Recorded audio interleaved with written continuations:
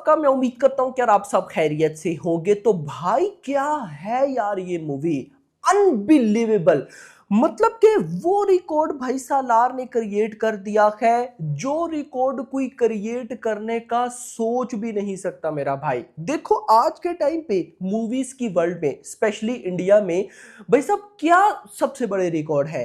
500 करोड़ की net collection Hindi में, या फिर 1000 करोड़ ग्रॉस। ये अगर चीजें हो तो इनको बहुत बड़ा रिकॉर्ड समझा जाता है, लेकिन इसके आगे वो रिकॉर्ड कुछ भी नहीं है। मैं आपको भाई साहब एक्सप्लेन करता हूं कि सालार कर क्या रही है भाई। एक अलग लेवल पे चल रही है। वो लेवल, अगर मैं बोलूं कि वो लेवल बाहुबली का भी नहीं था तो ये गलत नहीं होगा। आप बोलोगे कि बाहुबली का वो लेवल नहीं था, क्या बात कर रहे हो गाइस? मैं सही बात कर रहा हूं, आपको मैं कंप्लीट बताता हूं, बट उससे पहले वीडियो को लाइक करो यार।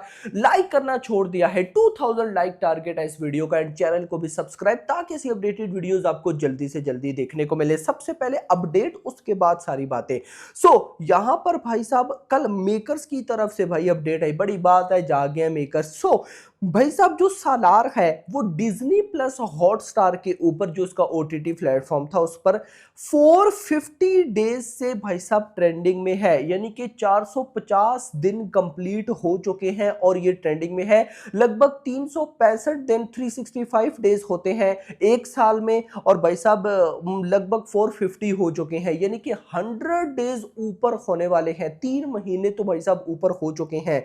और अगर मैं बताऊं ये मूवी भाई साहब इंडिया के अंदर टॉप 6 में है, यानी कि डिज्नी प्लस हॉटस्टार में टॉप 6 की ट्रेंडिंग में है और 450 डेज हो चुके हैं। यार मुझे बताओ ना ये चल क्या रहा है? देखो गाइस, मैंने स्टार्ट में वर्ड यूज किया कि ये बाहुबली को भी टक्कर दे रही है। देखो ऐसा क्यों? अब मैं आपको बाहुबली के टाइम पे लेके जाता हूं। जब बाहुबली 1 और बाहुबली 2 थी उन कुछ ईयर्स में, तब कितनी मूवीज थी? क्वेश्चन है ना मेरा। तब कितनी मूवीज थी जिन्होंने आना था या आ रही थी, लेकिन इतनी नहीं। अब आज के टाइम पे अगर आप आओ, सालार के बाद सबसे पहले जो मूवीज आ चुकी हैं आप वो देखो भाई साहब। कल की आ चुकी है प्रभास की अपनी फिल्म, पुष्पा 2 आ चुकी है, बॉलीवुड में बजरंगी भाईजान क्या अपना स्त्री 2 आ चुकी है, भूल भुलैया 3 आ चुकी है, रेड 2 आ चुकी है, स्काई फोर्स आ चुकी है, केसरी चैप्टर 2 आ चुकी है, सिकंदर आ चुकी है, हिट 3। यानी कि ये वो मूवीज मैं आपको बता रहा हूं जो चली हैं, कुछ ना कुछ इन्होंने बॉक्स ऑफिस फोड़ा है। वो मूवीज जो नहीं चली वो तो साइड कर दो। कितनी मूवीज ने आना है? अब वो देखो, वॉर 2 ने आना है भाई साहब, अभी दी राजा साहब ने आना है, कांतारा चैप्टर 1 ने आना है, हाउसफुल 5 ने अभी आना है। अगर थोड़ा सा मैं गाइस आगे निकल जाऊं तो स्पिरिट ने आना है, फौजी ने आना है भाई साहब, उसके बाद एटली 6 ने आना है, एसएसएमबी 29 ने आना है। यार मतलब कि गिनवाने को अगर मैं बैठा तो भाई साहब 5-10 मिनट गिनवाते लग जाएंगे कि भाई अपकमिंग कितनी मूवीज ने आना है।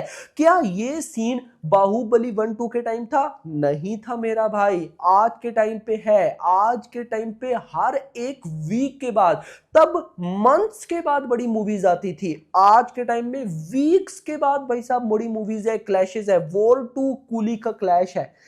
बताना मैं आपको ये चाह रहा हूं कि जहां पर इतनी ज्यादा मूवीज होना तो पब्लिक का माइंड डाइवर्ट हो जाता है कि यार चलो बस आ गई ना सालार, बात खत्म, देख ली, कितनी बार देख ली, साइड कराओ, दूसरी मूवीज है उनको टाइम देते हैं एटसेट्रा। लेकिन नहीं, ये मूवी 450 दिन हो चुके हैं डिज्नी प्लस हॉटस्टार के ऊपर, टॉप 10 की ट्रेंडिंग में है। सिर्फ ट्रेंडिंग कहना भी सही नहीं, टॉप 10 की ट्रेंडिंग। कभी टॉप 10 पे बैठी होती है, कभी टॉप 6 पे देखो, अभी कभी टॉप 5, कभी टॉप 1 पे। और इंटरेस्टिंग चीज ये है कि अभी देख लेना कि ये टॉप 1 पे आ जाएगी। क्यों भाई? देखो सालार का एक अलग ही लेवल है। कैसे?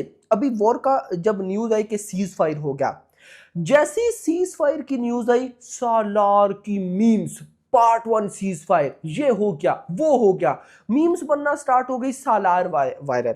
ये सीन हो रहा है भाई साहब सालार के साथ। तो दिस इज अनबिलीवेबल। और जिस तरह से भाई साहब ये मूवी चल रही है डिज्नी प्लस हॉटस्टार के ऊपर, भाई इसका अलग ऑरा मेंटेन हो चुका है। और ये चीज क्या पता अभी आपको नजर ना आ रही हो ना, लेकिन सालार पार्ट 2 के टाइम ये आपको नजर आएगी भाई, हिला के रख देगी वो मूवी। ऐसा मैं ऐसा मानता हूं अभी जितने भी अभी अपकमिंग 2-3 साल में मूवीज है ना, मैं ऐसा मानता हूं कि जो मूवी सबसे ज्यादा बॉक्स ऑफिस कलेक्शन कर सकती है वो है रामायणा का पार्ट 2। मतलब कि सब मूवीज को पीछे छोड़ेगी, स्पिरिट को भी, एटलीस्ट 6 अगर अच्छी बनी हुई तो ये भाई साहब एक चीज है, रामायणा का पार्ट 2।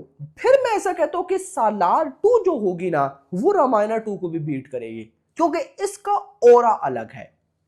खैर दोस्तों, यहां पर मुझे कुछ अपडेट्स मिल रही थी कि प्रभास वापस इंडिया आ चुके हैं। क्या ये न्यूज़ ट्रू है या नहीं? आप में से जिन भाइयों को ऑफिशियली पता है तो मुझे बताना, क्योंकि अगर तो प्रभास इंडिया वापस आ चुके हैं तो समझो कि भाई साहब दी राजा साहब का टीजर हमें इसी मंथ देखने को मिलेगा, क्योंकि भाई साहब दी राजा साहब के टीजर में सिर्फ प्रभास की डबिंग का काम है ओवरऑल, और कुछ नहीं। प्रभास ने टीजर देख भी लिया होगा, लेकिन डबिंग का काम है, डबिंग का काम जल्द कंप्लीट। और जो रिपोर्ट थी कि मिड ऑफ मई के बाद भाई साहब अपडेट्स आना स्टार्ट होंगी दी राजा साहब की ऑफिशियली मेकर्स की तरफ से, तो वो स्टार्ट हो जाएगा।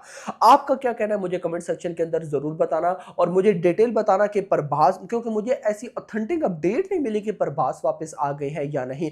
अच्छा गाइज, यहां पर अब जाते जाते आप कमेंट्स में बता कर जाना कि आपको क्या लगता है सालार 2 मूवी से कोई ज्यादा बॉक्स ऑफिस कलेक्शन कर सकता है, नंबर 1। नंबर 2, सालार 2 डे 1 पे कितनी बॉक्स ऑफिस कलेक्शन कर सकती है? वीडियो पसंद, वीडियो को लाइक करना, चैनल को सब्सक्राइब, और अगली आने वाली वीडियो तो अपना ख्याल रखिएगा। Thanks for watching. So we all get on to some or the other learnings from our co-actors or directors, the people who we are surrounded with. So what has there been a learning from Prabhas during Salar? If I had to say one thing, maybe it would be that the greatest thing you can do with your stardom is to be unaware of it. Yeah. I don't think Prabhas is on social media at all. I know personally that whatever social media he has, he doesn't handle it. And so I think he's completely cut off from this euphoria that he brings about. And he's very private as a person. Unless you like, now that we are friends, I'm close to him, or else he's really private. So because of that, I don't think he's aware at all about what is happening outside of his immediate environment, and that's great for him, you know. So that's a lesson to learn from him. Sometimes it's good to be cut off. Yeah. True. Any update on Salar too? It's definitely happening. That much I can tell you. Prashant, I guess by now you know, is doing a film with Tarak. Yeah. So once that's done, we'll all get together for Salar 2. Yeah.